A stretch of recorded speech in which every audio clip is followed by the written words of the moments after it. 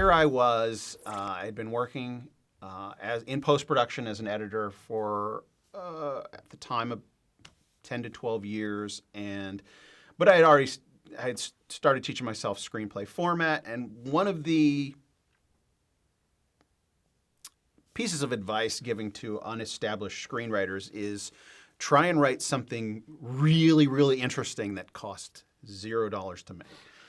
I mean, that's the extreme, but it's high concept and low budget. That's the phrase. High concept, which is this ambiguous term. It just means it needs to strike people as something unique and unusual and interesting, and low budget.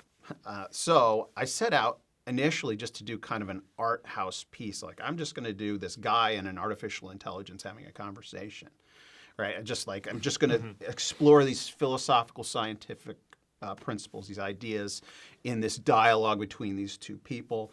And I started writing it out, and I have a screenwriter friend that I, at the time, was meeting with regularly. He has since moved to another state, but like you and I, we meet. He and I were meeting, and we would brainstorm projects, ideas together. And so I would be brainstorming with him. I was also in a writers group that I was submitting my pages to, like 10 pages a week or however many pages. And so I was getting feedback from 4 different people in this process. But this one guy that I was meeting with regularly, he says, "Dude, you gotta put a love interest in the story, right? You gotta put a love." And I'm like, and I was thinking that I would.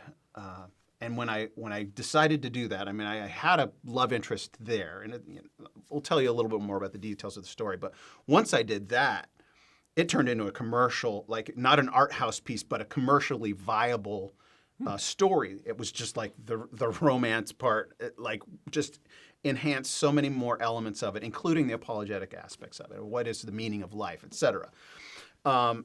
So I get this script written.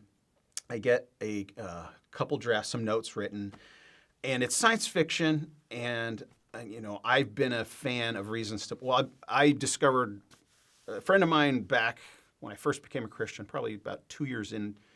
Became a Christian in 1988. Dating myself. It was like the early 90s that a friend of mine handed me book Creator in the Cosmos.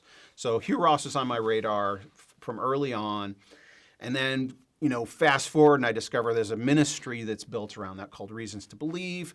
And I'm like, if anybody is going to peer review my screenplay, those are the guys I want. And I literally just went online, found an email address, human resources or something, just drafted a couple paragraphs saying, "Hi, I'm a nobody from nowhere, but I got this script, and I'd like to get a professional expert opinion on the physics, on the science of my science fiction screenplay." So I sent it off and heard nothing.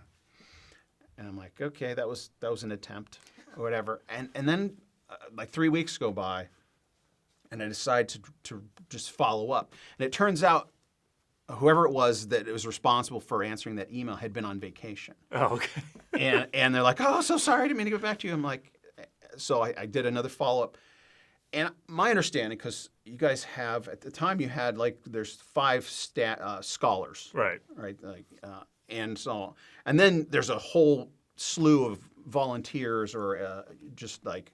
Well, there's support staff. So there's a whole bunch of other people that do different jobs. Like amateur or apologetics Right. enthusiasts, Yeah. No, that's true. or right. people that are part of this network, Right. of thinkers, of apologists, et cetera. And I thought, it doesn't matter to me who reads it. Maybe you send it to one of those people. That's what I fully expected. But when Jeff, one of the scholars on staff, responds, I'm like, this is amazing. And that's how our relationship began. Yeah, I actually remember that now, that you're looking for just a scientific assessment. I think that's probably one of those things that prompted me, hey, this is something worth looking at, because, hey, what's the script? What do you think about it? That's outside my house. But I can look and say, okay, well, now this doesn't work. Okay, that's good. Or, okay, given movie, that's enough license. I don't care about that. I mean, I know Star Wars doesn't work, but they get enough stuff right that it's like, okay, I could put myself in that environment and still. And so I thought you did a really good job. It was like, this is close enough that I can relate to and big enough that it's interesting to listen to at the same time.